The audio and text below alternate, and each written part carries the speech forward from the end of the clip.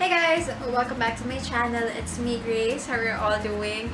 So today I'm going to do a product review, and this product review will be about the Gluta-C Intense Whitening line.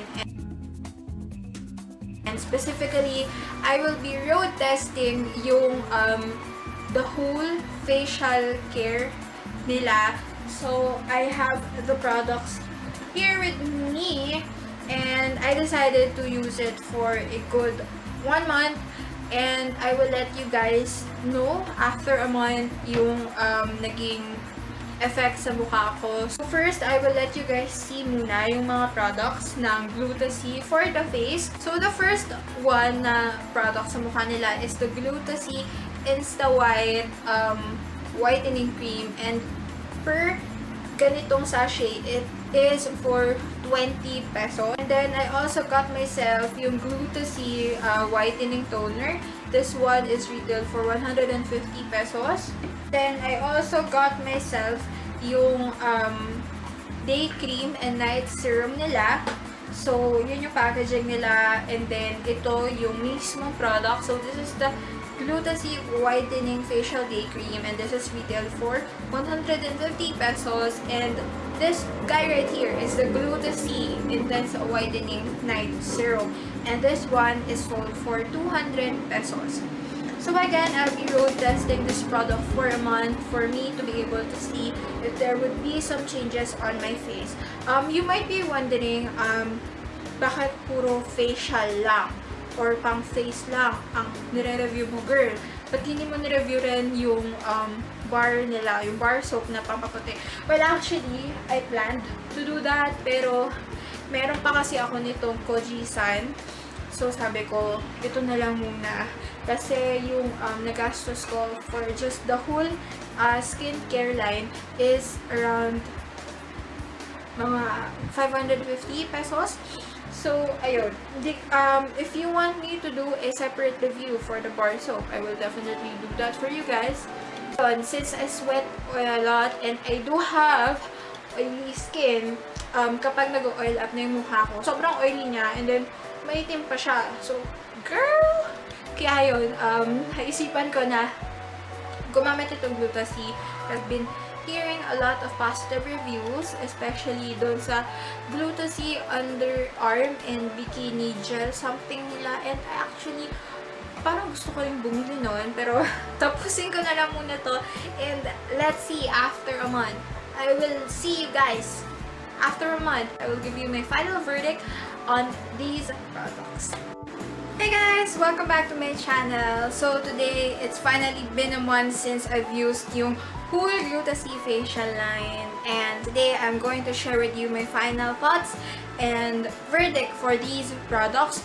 But first, before we go to that part, gusto ko munang i-share sa inyo yung aking thoughts and experiences per product. Okay, so let's start off with the Gluta-C Insta White Whitening Cream. So my thoughts about this product is that kapag bagong lagay siya sa mukha, mararamdaman mo talaga na may cream ka sa mukha kasi medyo heavy siya at first, and then kapag pawisin ka, talagang kapag in-apply mo siya sa morning and then kapag parang mainit, nararamdaman mo na ay nako, ang lagkit niya and all. So, ang ginagawa ko kapag gumagamit ako nito is that talaga nakatapat ako sa electric fan, and then minamassage ko talaga siya sa aking mukha until fully na ma-absorb siya. And then, kapag alam ko nalalabas ako and sobrang init sa labas, hindi ko na to ginagamit, I skip this one and I just proceed with the Gluta-C Facial Day Cream. Kasi ayun nga, parang feeling ko kasi kapag gumagamit ako nito, nakaka-add up siya sa init sa mukha. And then, since under makeup pa siya, diba? So, medyo parang feeling ko sa aking pakiramdam is nakakadagdag pa siya sa init. Next naman is the Gluta-C Whitening Toner, and what I like about this product is that it has a very citrusy scent, and I love it. Very refreshing siya sa mukha, and then kapag bagong lagay din siya sa mukha, sticky siya, pero pag na-absorb naman na siya ng mukha, it's really matte, and hindi mo na mararamdaman yung stickiness niya. I don't actually feel kapag gumagamit ako nito, I don't feel any sting. And then, makikita mo talaga sa cotton ball na nakuha niya lahat ng dumi sa mukha mo na hindi natanggal ng facial cleanser alone. Next naman is the Gluta-C Facial Day Cream, and what I like about this product is that katulad nung Insta White Whitening Cream as well as the Whitening Toner, mabilis ma-absorb ng skin itong product. Second thing na nagustuhan ko sa product na to is that double purpose na siya. So, mina-moisturize na yung face ko, and then at the same time, meron na rin siyang SPF 25 na para pang-protect sa mukha ko sa harmful UV rays.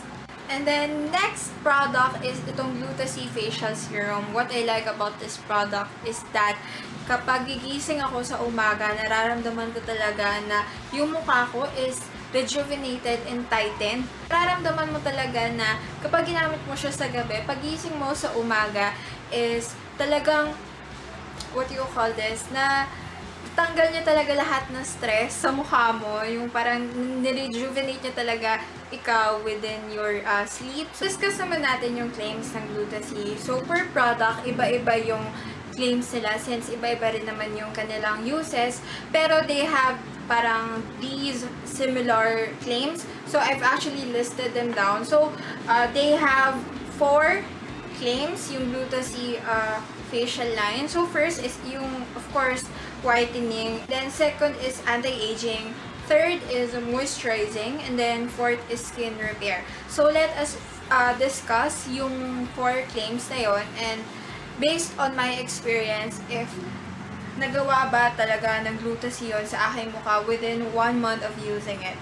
Okay, so first claim ng Gluta-C is that it can whiten, and take note, intense whitening effect daw ang binibigay niya. Well, para sa akin, ang napansin ko, hindi siya whitening, pero brighthen up niya yung mukha ko in a way that hindi mukhang haggard yung mukha ko, hindi siya mukhang stressed, kundi yung mukha ko after using it for a month, naging youthful siya tignan, and yung youthfulness na yun is nakikita talaga ng mga tao kasi tinatanong nila ako palagi, ano yung ginagamit mo sa mukha mo ngayon? Bakit parang ang flawless mo tignan? Gave me that youthful glow.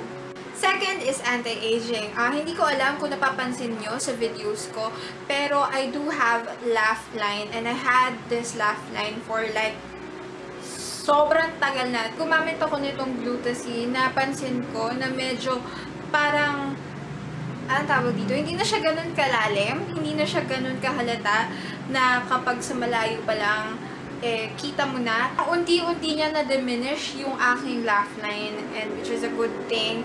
And then, anti-aging siguro, ayun din, parang yung sinabi ko rin sa whitening effect na bibigyan niya ako ng youthful glow.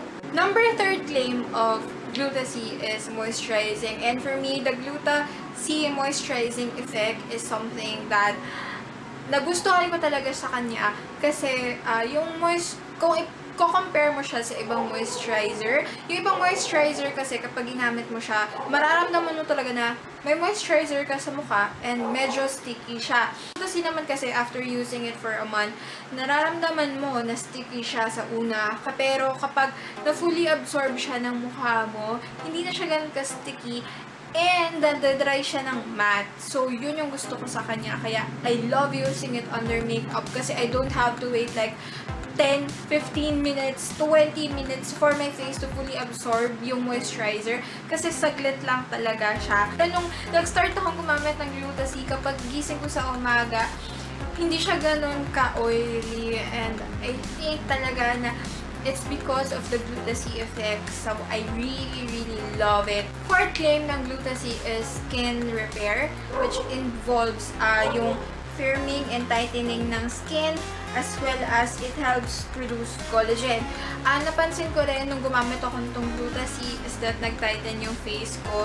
Well, not siguro visibly, hindi siya visibly na talaga nag-tighten yung skin ko and nawala yung pores and all.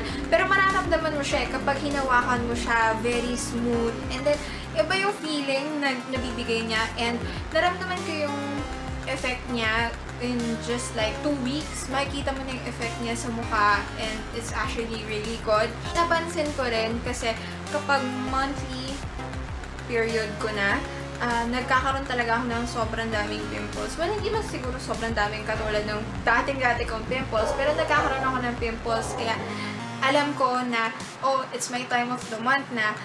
Pero nung gumagamit ako nitong Gluta-C for 1 month, naramdaman ko dito sa part na to na may patubong pimples, pero hindi sila nag-surface dun sa pinakalabas.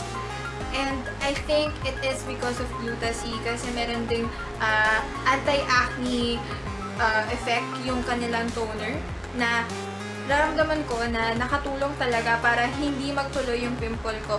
As in, dito talaga mararamdaman mo siya kapag hinawakan mo, merong pimple sa ilalim. Pero good thing is that hindi siya lumabas, hindi na siya lumabas dun sa surface. That advice na lang siguro when using Gluta-C products is that it is better if you will use the whole facial line nila kasi mas magiging maganda yung result, ma-maximize, and makikita mo talaga na maganda yung product.